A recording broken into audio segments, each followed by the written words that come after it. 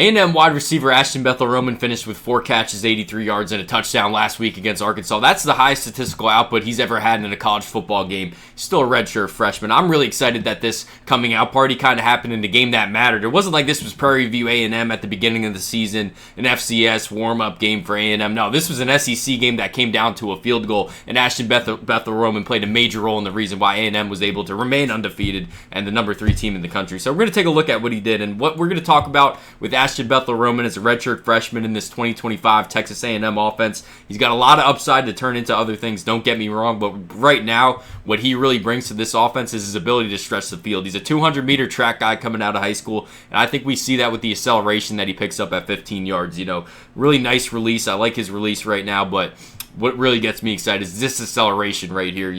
Mario Craver, Casey Concepcion, they're so effective right now as underneath receivers. Of course, they have the speed to take the top off the defense, but I really like kind of using Ashton Bethel-Roman in that role because he's got some serious speed downfield. We're going to see that throughout this highlight tape. The majority of his catches, he didn't get targeted on this one. This is his first touchdown of the season.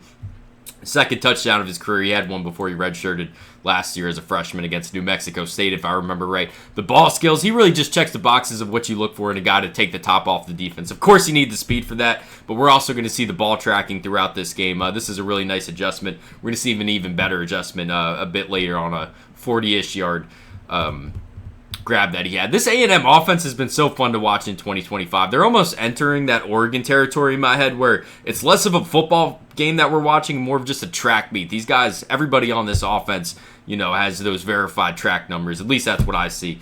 A lot of fun to watch in 2025. Of course, Collin Klein having a great season as an offensive coordinator. He's going to be coming back to this wheel route. This was on the backside of the progression. You can't see Marcel Reed on this, but he wasn't even looking at Bethel-Roman. But you could just take a look. Again, that acceleration. Very under control the first 10 yards, and then he's just, balls out after 10 yards accelerating.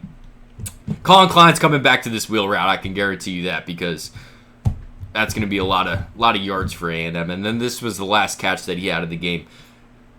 Really nice ball adjustment on this. We kind of have a angle switch so we can get a better look at it. But good ball by Marcel Reed as well. But yeah, short video today. I just wanted to kind of take a look at what Ashton Bethel-Roman did because young football player right now, I think his role is going to be that field stretching. And I think going forward, we're going to talk about him being a bit more of a complete receiver. But you guys let me know what you see. Thanks for watching.